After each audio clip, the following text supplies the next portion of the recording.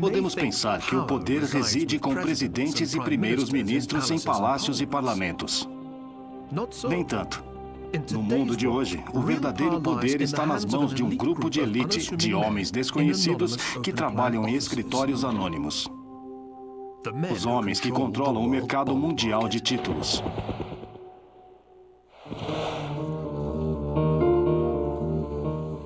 Bill Gross é o presidente da PIMCO, o maior fundo mundial de títulos, que controla um portfólio de títulos que vale 700 bilhões de dólares.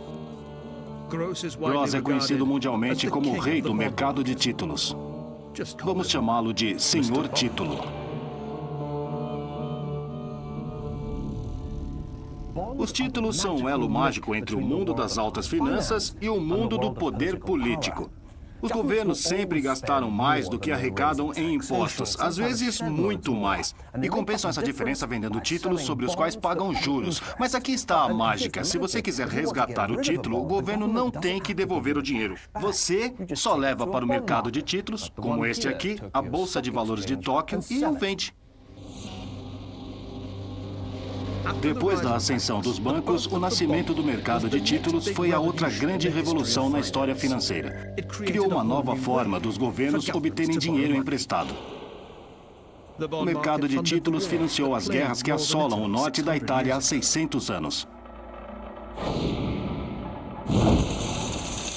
Ditou o desfecho da Batalha de Waterloo e criou a maior dinastia financeira do mundo. Assegurou a derrota do Sul na Guerra Civil Norte-Americana. E nos tempos modernos, o mercado de títulos levou nações, uma vez prósperas como a Argentina, a caírem de joelhos. Hoje, governos e empresas usam títulos para pegarem empréstimos em uma escala inimaginável. Ao todo, existem títulos totalizando cerca de 85 trilhões de dólares. A sorte da maioria de nós, gostemos ou não, está diretamente ligada ao mercado de títulos. Quando os preços dos títulos caem, o valor de nossos benefícios também cai. E essa é uma boa parte de nossa riqueza como indivíduos. Na crise financeira que assola o mundo desde o verão de 2007. Os títulos do governo americano têm sido vistos como um porto seguro para investidores que procuram abrigo da tempestade de queda no valor de propriedades e ações. Então, se Bill Gross perdesse a fé nesses títulos, atingiria o mundo financeiro como, bem, uma bomba. Por isso, o Senhor Título se tornou muito mais poderoso do que o Sr. Bond, criado por Ian Fleming. Por isso, esses dois senhores têm licença para matar.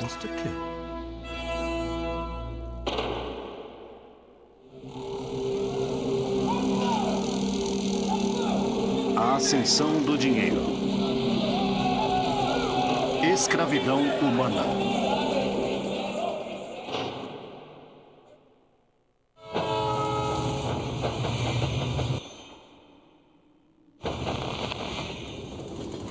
Guerra, declarou o antigo filósofo grego Heráclito, é o pai de todas as coisas. Foi certamente o pai do mercado de títulos. Durante grande parte dos séculos XIV e XV, as cidades-estados medievais da Toscana, Florença, Pisa e Siena estiveram em guerra entre si. Foram guerras travadas tanto por dinheiro como por homens. A obra de Peter van der Heyden, A Batalha pelo Dinheiro, os cofres, arcas de tesouro e barris cheios de moeda atacam uns aos outros com lanças e espadas em um combate caótico. Os versos holandeses na parte de baixo dizem: é tudo por causa do dinheiro e dos bens, essa luta e discórdia. Mas a inscrição poderia facilmente dizer: a guerra não é possível se não houver dinheiro para pagá-la.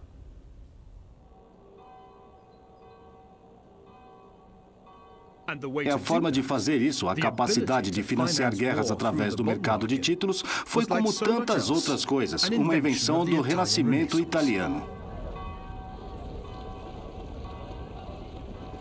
Em vez de obrigar que seus próprios cidadãos fizessem o trabalho sujo de lutar, cada cidade contratava empreiteiros militares, os condottieri, que organizavam os exércitos para anexar terras e saquear tesouros de outros. Entre os condottieri de 1360 e 1370, houve um que se destacou entre os demais. Este é o retrato no Duomo de Florença, um agradecimento do público agradecido. Por mais improvável que pareça, este mestre mercenário era um rapaz de Essex. Era tão habilidoso na guerra que os italianos chamavam Sir John Hawkwood de Giovanni Acuto, João o Afiado. Este castelo foi uma das muitas propriedades que os florentinos lhe ofereceram como recompensa por seus serviços. Mas Hawkwood era um mercenário disposto a lutar por quem quer que pagasse. Milão, Pádua, Pisa ou o Papa.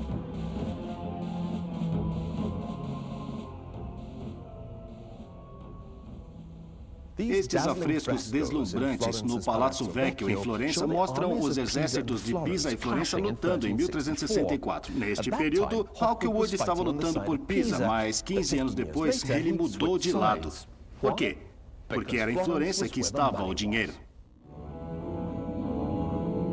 O custo dessas guerras sem fim mergulhou as cidades-estados italianas em crise. As despesas, mesmo em anos de paz, estavam custando o dobro ou mais que a receita dos impostos.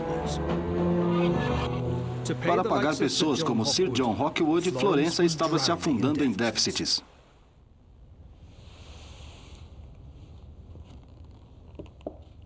Este maravilhoso documento do Arquivo do Estado Florentino mostra como a dívida da cidade explodiu de um valor de cerca de 50 mil florins no início do século XIV para 5 milhões em 1427. Era literalmente uma montanha de dívidas, de onde surgiu o nome Monte Comune. Mas de quem os florentinos tinham tomado emprestado uma soma tão imensa? A resposta está bem aqui. Deles mesmos. Era uma ideia revolucionária que mudaria o mundo do dinheiro para sempre. Em vez de pagarem impostos diretos, os cidadãos eram agora obrigados a emprestar dinheiro ao seu próprio governo.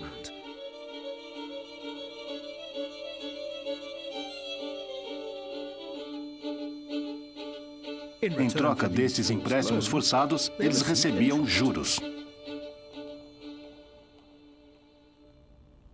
Estes instrumentos de dívida, simples linhas no livro contábil, foram os primeiros títulos do governo. E o que era ótimo sobre eles é que, se precisasse de dinheiro com urgência, poderia vender seus títulos a outros cidadãos.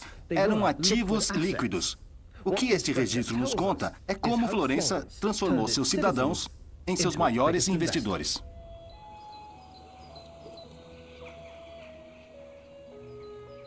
Este recurso em tempos de guerra marcou o início do mercado de títulos moderno. Todos ganhavam. Os títulos salvaram a cidade-estado da falência. Os cidadãos estavam felizes recebendo seus juros. E o mercado de títulos os permitia comprar ou vender como quisessem. Parecia que o problema da dívida pública tinha sido resolvido, permitindo aos habitantes de Florença virarem suas atenções para coisas mais importantes. Mas havia só um problema com esta ideia brilhante.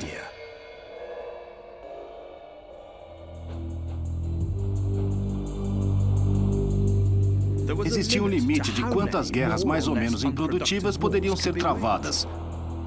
Quanto maior ficavam as dívidas das cidades italianas, mais títulos eles tinham que emitir. E quanto mais títulos eram emitidos, menor era seu valor aos olhos dos investidores. E esta foi exatamente a sequência de eventos em Veneza. No início do século XVI, a cidade sofreu uma série de reveses militares e o valor dos títulos venezianos caíram muito.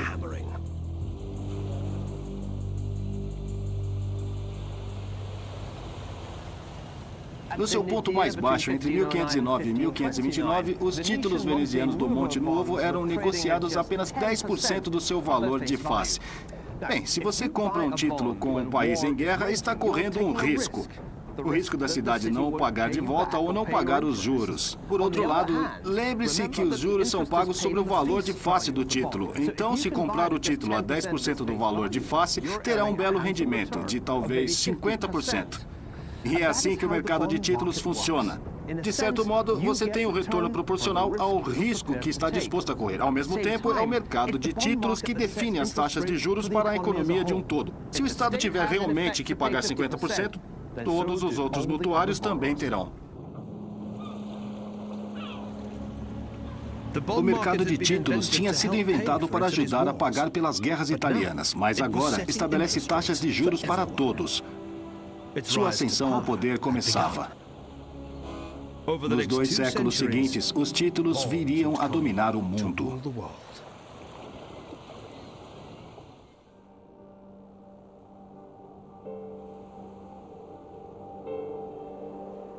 Esta mansão foi construída pela dinastia financeira que ajudou a decidir a Batalha de Waterloo. A dinastia que produziu o homem chamado de Bonaparte das finanças, o imperador do mercado de títulos do século XIX. Senhor da riqueza desmedida, ele alardeia ser o árbitro da paz e da guerra e que o crédito das nações depende do seu consentimento. Os ministros de Estado estão a seu serviço.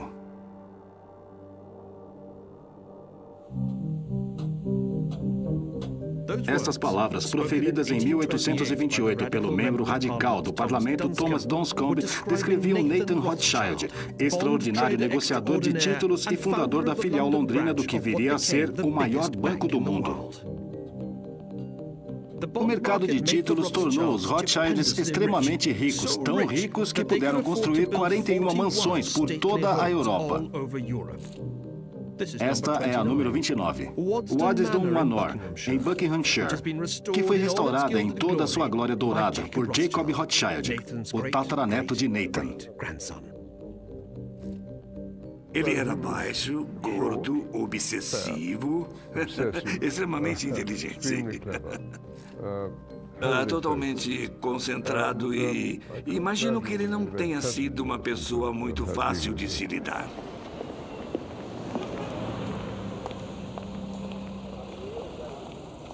Entre 1810 e 1836, os 5 filhos de Mayer Amschel Rothschild emergiram da obscuridade do gueto de Frankfurt para obterem uma posição de poder sem igual nas finanças internacionais.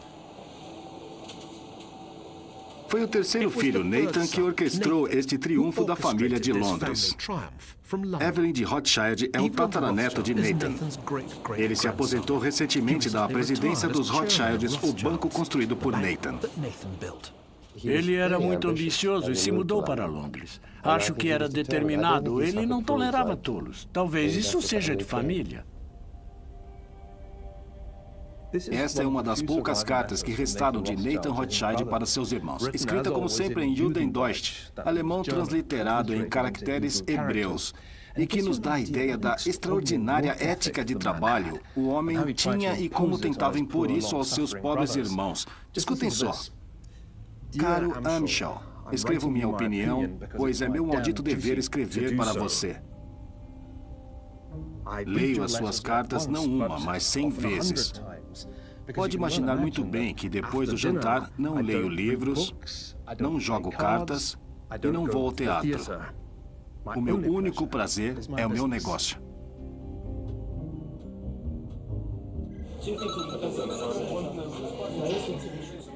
Foi esta energia fenomenal, aliada ao seu gênio nato para as finanças, que tirou Nathan da obscuridade para o controle do mercado londrino de títulos.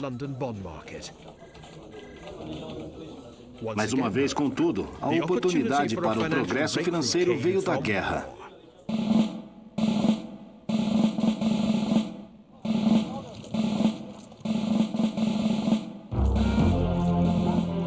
Na manhã de 18 de junho de 1815, 67 mil soldados britânicos, holandeses e alemães, sob o comando do Duque de Wellington, olharam para o outro lado dos campos de Waterloo, não muito longe de Bruxelas, para um número quase idêntico de tropas francesas comandadas pelo imperador francês Napoleão Bonaparte. A Batalha de Waterloo foi o clímax de mais de 2 décadas de conflitos intermitentes entre a Grã-Bretanha e a França. Mas foi mais do que uma batalha entre 2 exércitos. Também foi uma disputa entre 2 sistemas financeiros rivais. Um francês, baseado no saque, e outro britânico, baseado na dívida. Para pagar pela guerra, o governo britânico vendeu então uma quantidade inédita de títulos. De acordo com uma lenda antiga, a família Rothschild fez seus primeiros milhões com a especulação de como o resultado da Batalha de Waterloo iria afetar o preço destes títulos. Um UFA Film. Foi esta lenda de enriquecimento judaico que, um século mais tarde, os nazistas aproveitaram ao máximo para exagerar. Em 1940, Joseph Goebbels aprovou a exibição deste filme, Die Rothschilds. Nathan é visto subornando um general francês para assegurar a vitória do Duque de Wellington, dando depois uma informação falsa sobre o resultado da batalha em Londres, provocando a venda precipitada dos títulos britânicos, que Nathan então compraria a preços irrisórios.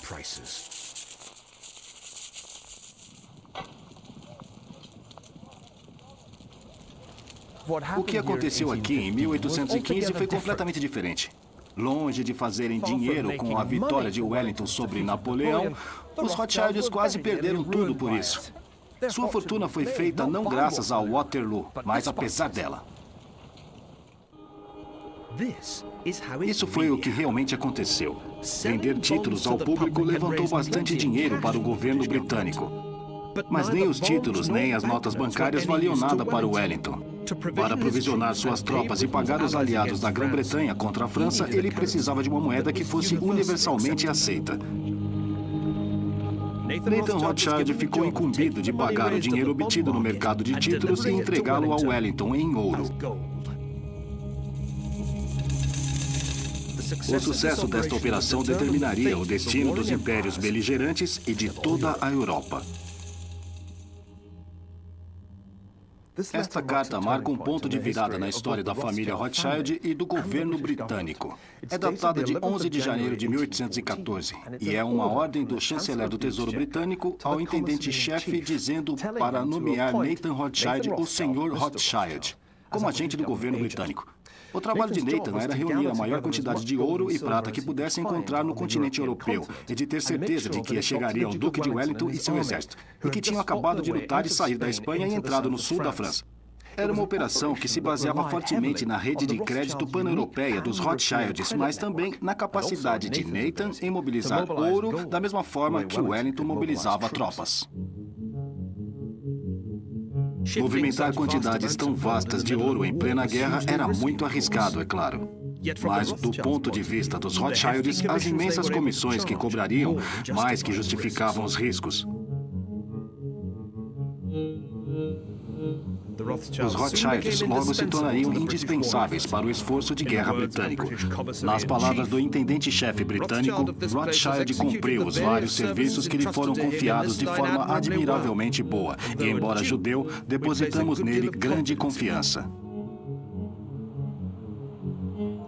Os Rothschilds eram tão eficazes como financiadores de guerra porque já tinham uma rede de bancos controlada pela família. Nathan em Londres, Amschel em Frankfurt, James em Paris, Carl em Amsterdã e Solomon, onde Nathan o achasse necessário.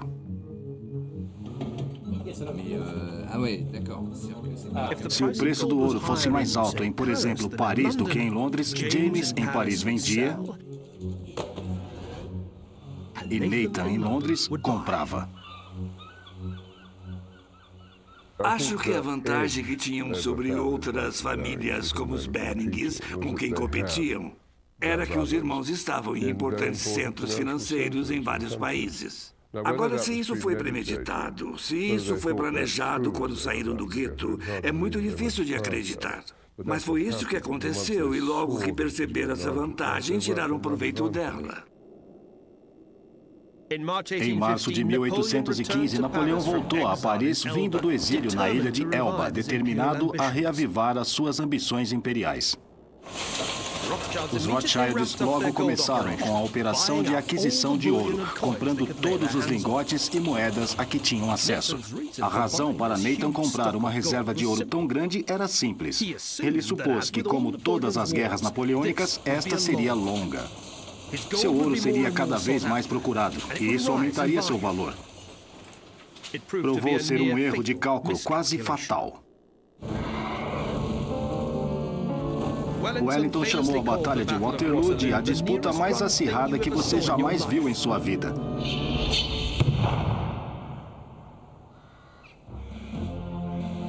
Depois de um dia de ataques brutais, contra-ataques e defesas heróicas, a chegada tardia do exército prussiano finalmente se provou decisiva. Para Wellington, foi uma vitória gloriosa, mas não para os Rothschilds. Não há dúvida de que foi gratificante para Nathan Rothschild ser o primeiro a ouvir as notícias da derrota de Napoleão. Graças à rapidez de seus mensageiros, ele soube disso quase 48 horas antes que Major Henry Percy entregasse o despacho oficial de Wellington ao governo britânico. Mas apesar de saber com antecedência, as notícias de Waterloo eram tudo menos boas do ponto de vista de Nathan. Ele esperava por algo muito mais demorado. Agora, ele e seus irmãos estavam sentados numa montanha de dinheiro que ninguém queria, para pagar por uma guerra que já tinha acabado. Com a chegada da paz, os grandes exércitos que tinham lutado contra Napoleão podiam ser dispensados. Isso significava o fim do ouro para os salários dos soldados e significava que o preço do ouro que tinha disparado durante a guerra caísse.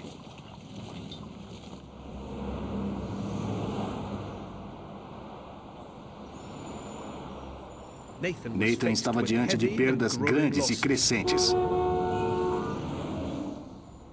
Havia apenas uma saída possível. Nathan podia usar o ouro dos Rothschilds para fazer uma aposta poderosa e tremendamente arriscada no mercado de títulos.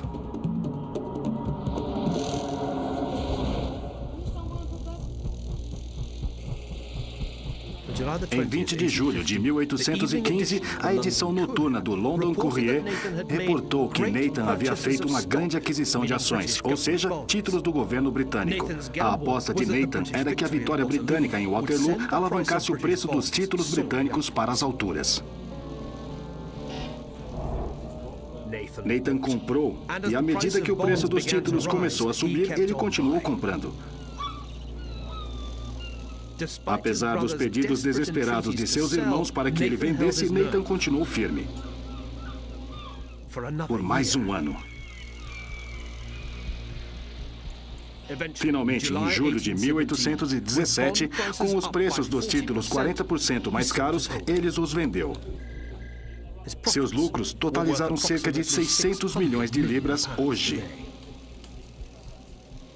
Os Rothschilds haviam mostrado que os títulos eram mais do que uma forma dos governos financiarem suas guerras. Também poderiam ser comprados e vendidos do modo a produzir muito dinheiro.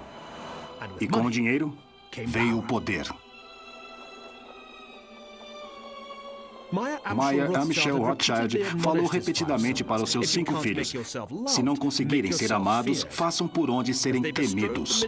Enquanto transpunham o mundo financeiro em meados do século XIX, como mestres do mercado de títulos, os Rothschilds já eram mais temidos do que amados. Mas agora, passaram a ser odiados também.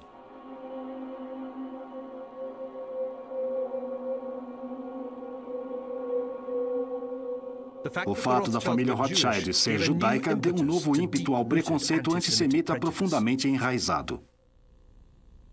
Há poucos meses, um colega que trabalha em meu escritório, que coleciona cartazes, encontrou este exemplo particularmente extraordinário de antissemitismo que fala claramente dos Rothschilds, que eram, para eles e outras pessoas, a personificação das formas mais extremas e indesejáveis de capitalismo praticadas por judeus. Era, acima de tudo, a aparente capacidade dos Rothschilds em permitir ou proibir guerras que causava maior indignação. Vocês podem ter pensado que os Rothschilds precisavam da guerra. Afinal, alguns dos maiores negócios de Nathan foram feitos pela guerra. E se não fosse pela guerra, os estados do século XIX não teriam de ter emitido títulos para os Rothschilds comprarem e venderem. Mas o problema com a guerra, e ainda mais com a Revolução, era aumentarem o risco de que um Estado devedor não cumpriria com suas obrigações, e isso afetava o preço dos títulos existentes. Mas na metade do século XIX, os Rothschilds não eram só mercadores. Eram gestores de fundos, gerindo cuidadosamente um vasto portfólio de seus títulos do governo. Agora, tinham muito mais a perder do que a ganhar com um conflito. Os Rothschilds tinham ajudado a decidir o desfecho das guerras napoleônicas, apoiando financeiramente o governo britânico. Agora iriam ajudar a decidir o desfecho da Guerra Civil dos Estados Unidos, escolhendo ficar em segundo plano. Fogo! Novamente, eram os mestres do mercado de títulos que decidiriam o resultado da guerra.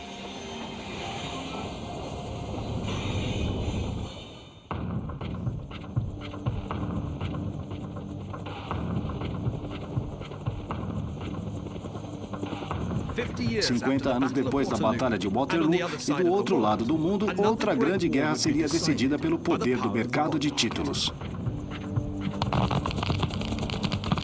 Mas dessa vez, foram os derrotados que apostaram tudo e perderam.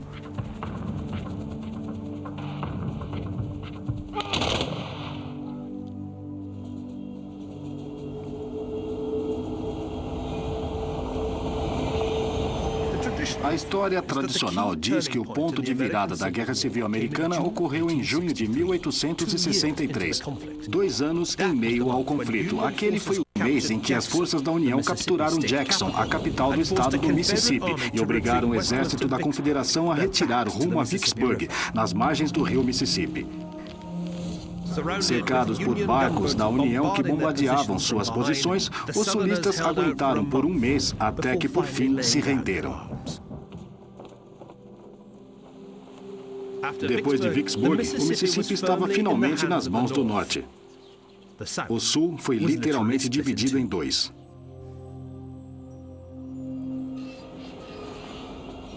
Mas este revés militar não foi o fator decisivo na derrota final do sul.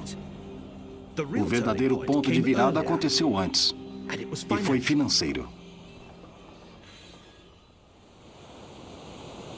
A 320 quilômetros de Vicksburg, onde o Mississippi desembocava no Golfo do México, está o porto de Nova Orleans.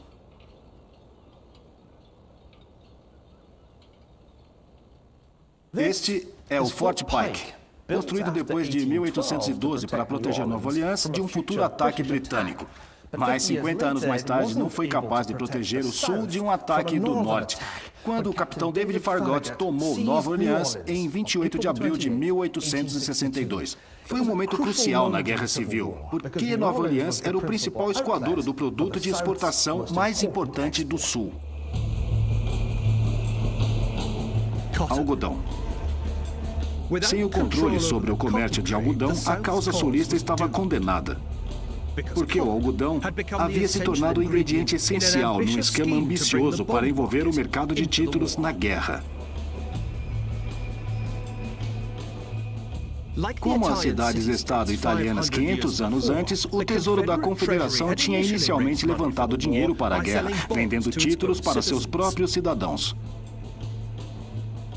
Mas havia uma quantidade limitada de capital disponível no sul. Para sobreviver, a Confederação se voltou para a Europa, na esperança de que a maior dinastia financeira do mundo os ajudasse a derrotar o norte, como tinha ajudado Wellington a derrotar Napoleão. Inicialmente, a Confederação tinha motivos para estar otimista. Em Nova York, o agente dos Rothschilds pareceu favorável, se apoiando ao líder do norte, Abraham Lincoln, nas eleições presidenciais de 1860.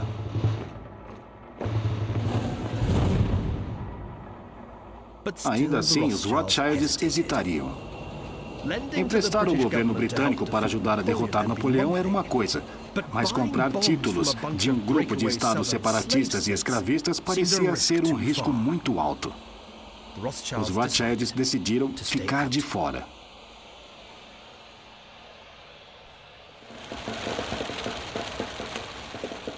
Mas apesar deste contratempo, o governo da Confederação ainda tinha um truque engenhoso na manga.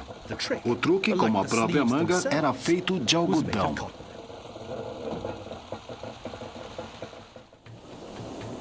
A ideia do Sul era usar o algodão como garantia para apoiar seus títulos. Os investidores ficariam tranquilos ao saber que, mesmo que o pagamento de juros não fosse viável, poderiam sempre exigir sua parte em algodão. Os agentes do Sul começavam a trabalhar, vendendo os títulos nos centros financeiros da Europa. Quando a Confederação tentou negociar títulos convencionais nos centros financeiros europeus, como o de Amsterdã, os investidores não demonstraram nenhum interesse. Mas quando uma obscura empresa francesa chamada Emily Erlanger Company ofereceu títulos como algodão como garantia, a história mudou radicalmente. A chave para o sucesso dos títulos de Erlanger é que podiam ser convertidos em algodão ao preço anterior à guerra, de 6 pence por libra. Os títulos do algodão formaram a base da nova estratégia de guerra do Sul. Se pudessem restringir o abastecimento de algodão, seu valor e o valor dos títulos subiria. Ao mesmo tempo, os Estados Confederados começaram a usar o algodão para chantagear o país mais poderoso do mundo, a Grã-Bretanha. As rotas para os Estados Unidos da América proveram Liverpool com crescentes volumes de negócios, e novos portos abriram em Mersey, aumentando a expectativa durante o século XIX. Em 1860, o porto de Liverpool era o principal porto de entrada para o algodão importado destinado à indústria têxtil britânica, na época o pilar da economia industrial vitoriana. Mais de 80% do algodão vinha do sul dos Estados Unidos. E isso dava aos confederados a esperança de que tinham vantagem para ter a Grã-Bretanha para seu lado na Guerra Civil. Para aumentar a pressão, decidiram impor um embargo a todos os carregamentos de algodão para Liverpool. Por um tempo, a estratégia do Sul funcionou de forma brilhante. O preço do algodão disparou com o valor dos títulos garantidos pelo algodão. E o embargo do algodão devastou a economia britânica. As fábricas tiveram que dispensar trabalhadores. Finalmente, em 1862, a produção parou quase por completo.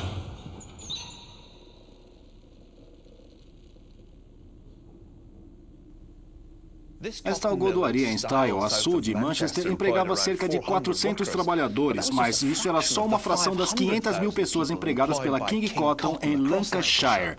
Claro que sem algodão não havia nada para as pessoas fazerem. No fim de 1862, metade da força de trabalho de Lancashire tinha sido dispensada. Um quarto da população vivia do auxílio do governo. A chamaram de fome do algodão, mas foi, na verdade, uma fome provocada pelo homem. A Inglaterra estava em crise e os títulos do Sul garantidos por algodão estavam em alta. Mas a capacidade do Sul de manipular o mercado de títulos dependia de uma condição complicada. De que os investidores teriam a certeza de receber o algodão, que era a garantia dos títulos, caso o Sul não pudesse pagar os juros.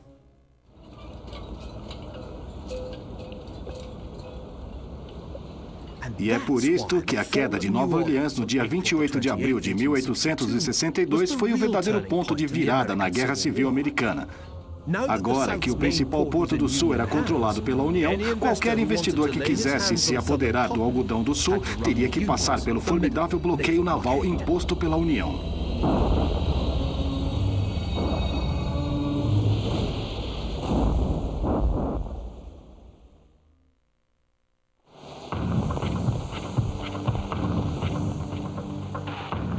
A Confederação perdeu a aposta. Cortaram o fornecimento do algodão, mas então perderam a capacidade de fazê-lo voltar. Em 1863, as algodoarias de Lancashire tinham encontrado novas fontes de algodão na China, Egito e na Índia, e os investidores perderam rapidamente a fé nos títulos garantidos pelo algodão do Sul. As consequências para a economia da Confederação foram desastrosas. Com o seu mercado doméstico de títulos esgotado e com apenas 2 fracos empréstimos do estrangeiro, a Confederação não teve outra alternativa senão imprimir dólares em papel, como esses que existem no Museu do Estado da Louisiana, para pagar pela guerra, num total de 1,7 bilhões de dólares.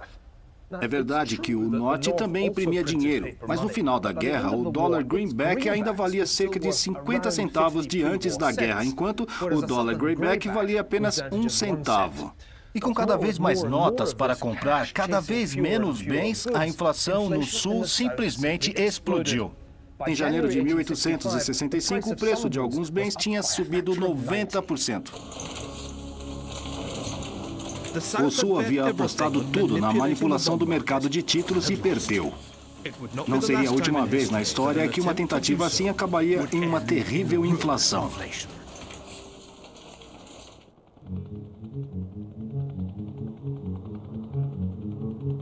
Hoje, o mercado global de títulos ainda é maior do que todos os mercados de bolsas juntos. Ainda é o mercado que pode erguer ou derrubar governos. Surpreende vocês que seu principal jogador tenha iniciado sua carreira de fazer dinheiro nos cassinos de Las Vegas. Eu jogava blackjack. Fui um dos primeiros jogadores profissionais de blackjack, sem querer me gabar. No final dos anos 60, eu fui para Vegas e usei um sistema de contagem de cartas para tentar vencer o cassino de Vegas. Agora, esse mestre discreto é o rei do mercado de títulos. Controla o maior fundo de títulos do mundo. Mas o que isto tem a ver com você e eu? Bem, quando Gross compra ou vende títulos, não está apenas afetando o mercado financeiro e as políticas de governo. Afeta também o valor de nossos benefícios e as taxas de juros que pagamos por nossos empréstimos. Existe apenas uma coisa que o senhor título tem medo. E não é do Goldfinger, mas sim da inflação. O perigo fatal que a inflação apresenta é que ela diminui a vantagem de receber uma taxa fixa de juros por um título. Se a inflação subir 10% e o valor da taxa de juros fixa for de apenas 5%, isso significa que o dono do título receberá 5% a menos do que a inflação. Por isso, ao mínimo sinal de subida da inflação, os preços dos títulos caem e, em certos casos, continuam a cair.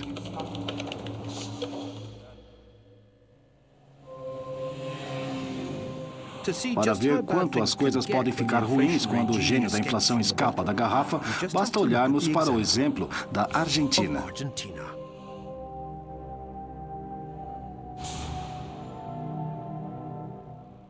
Muitos argentinos dizem que o declínio constante das suas fortunas começou em um dia de fevereiro de 1946, quando o recém-eleito presidente general Juan Domingos Perón veio aqui ao Banco Central em Buenos Aires. Ele ficou impressionado com o que viu. Existe tanto ouro, disse ele. Mal podemos andar pelos corredores. O próprio nome Argentina sugere riqueza e abundância. Significa terra da prata. O rio que passa pela capital é o Rio de la Plata, Rio da Prata.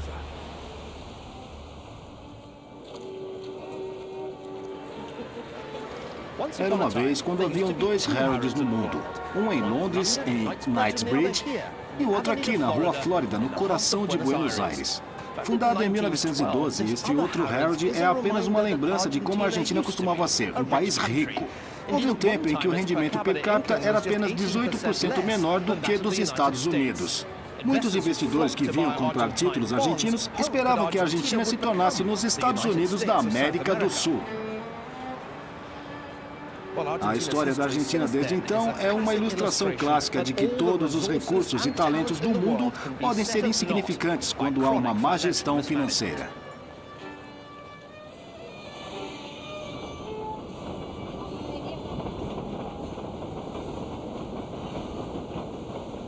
Houve muitas crises financeiras na história da Argentina, mas aquela que atingiu o país em 1989 foi sem igual.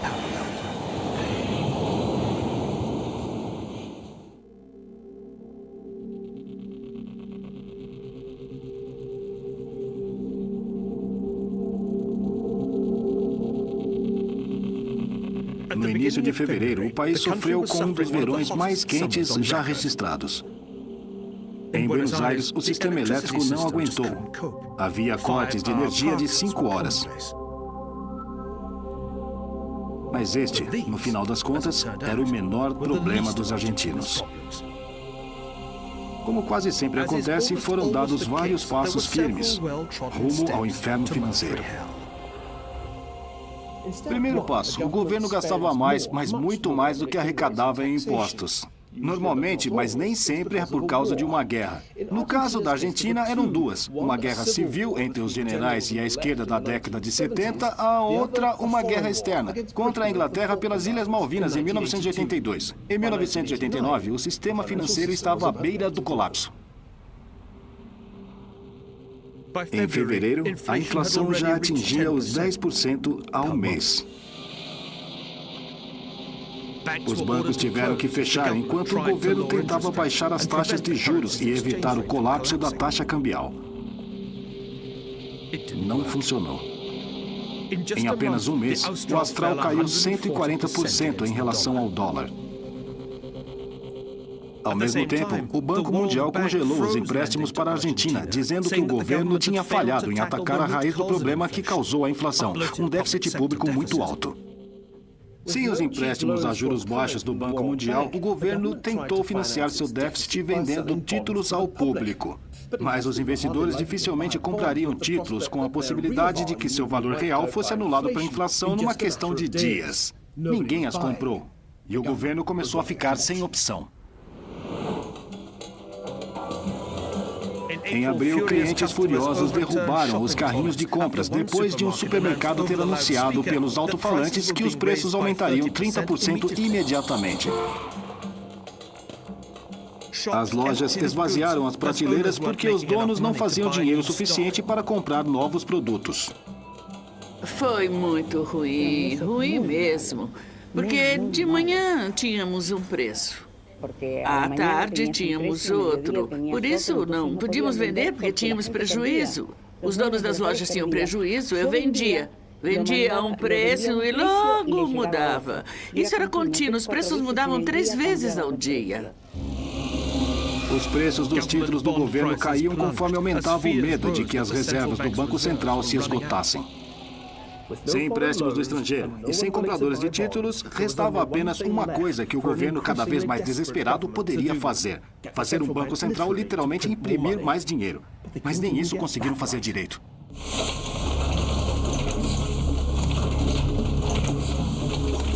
Na sexta-feira de 28 de abril, a Argentina ficou literalmente sem dinheiro. É um problema físico, disse o vice-presidente do Banco Central numa conferência de imprensa. O que ele quis dizer era que a Casa da Moeda da Argentina tinha ficado sem papel para imprimir novas notas e os impressores tinham entrado em greve.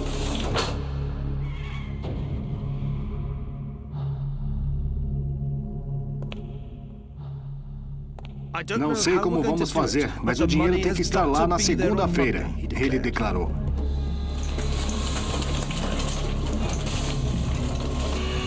Mas por mais rápido que as máquinas trabalhassem, menor era o valor do dinheiro. O governo se viu obrigado a imprimir notas de valores cada vez mais altos. Em maio, o preço do café subiu 50% numa semana. Os fazendeiros deixaram de levar o gado aos mercados, pois o preço de uma vaca era igual ao de 3 pares de sapatos.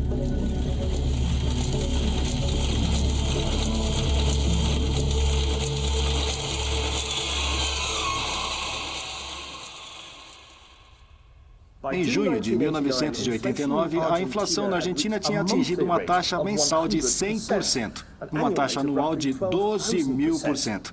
Em termos práticos, se você quisesse sair para jantar em Buenos Aires no sábado à noite, em maio pagaria 10.000 austrais. Em junho, pagaria 20.000 austrais pela mesma refeição. E no mês seguinte, seriam 60.000. Já ouvimos falar no punhado de dólares, mas precisaríamos de uma mala cheia de austrais para pagar uma refeição.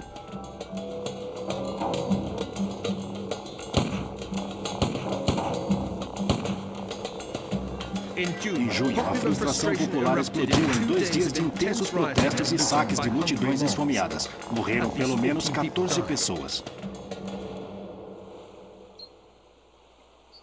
Num país onde um bife e uma garrafa de vinho estavam praticamente em todas as mesas, todos os dias, milhares comiam em instituições de caridade ou passavam fome. É fácil ver quem perde com a hiperinflação. A subida rápida dos preços arruína rapidamente todos aqueles que dependem de uma renda fixa em termos de dinheiro. Grupos como os acadêmicos e funcionários públicos com salários mensais fixos, aposentados e, particularmente, os donos de títulos que vivem dos juros dos seus investimentos. Buenos Aires está cheia de lojas de antiguidades como esta, recheadas de joias, relógios e prataria, tudo vendido por famílias de classe média que se viram sem dinheiro. Na década de 20, o grande economista John Maynard Keynes previu a eutanásia do dono de títulos, antecipando que a inflação iria consumir a riqueza de papel das famílias financeiras como os Rothschilds. À medida que a inflação se espalhava pelo mundo na década de 70, Keynes parecia ter acertado.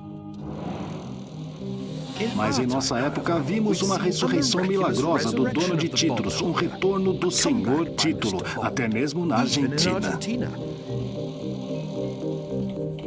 O mercado de títulos está de volta, aterrorizando os governantes norte-americanos, enquanto tentam financiar um enorme resgate financeiro ao, você adivinhou, vender bilhões de dólares de títulos recém-emitidos.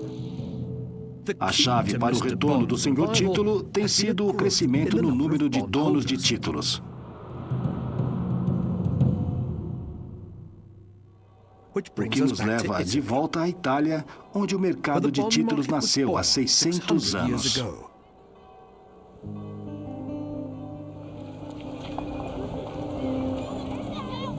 A Itália é hoje um país com uma das maiores taxas de envelhecimento da Europa. Numa sociedade tão envelhecida, existe uma demanda crescente de papéis de rendimento fixo como os títulos. Mas há também o grande medo de que a inflação ultrapasse o valor real das aposentadorias e poupanças. Presidentes do Banco Central suspeitos de não agirem contra a inflação devem responder ao amigo do pensionista, o mercado de títulos. E os governos que planejam gastar bilhões para salvar bancos da falência durante a crise atual também têm de agir com grande cautela se querem levantar dinheiro ao venderem ainda mais títulos. Na Europa moderna, como na Itália renascentista, se chegou a um equilíbrio entre o poder político e a exposição financeira. Hoje, como sempre, parece ser o mercado de títulos, o nosso velho amigo senhor título, que realmente domina o mundo. Mas e se em vez de emprestar ao governo, você preferir usar o seu dinheiro para comprar uma porcentagem de uma empresa? Será que isso seria mais ou menos arriscado? Mais ou menos lucrativo?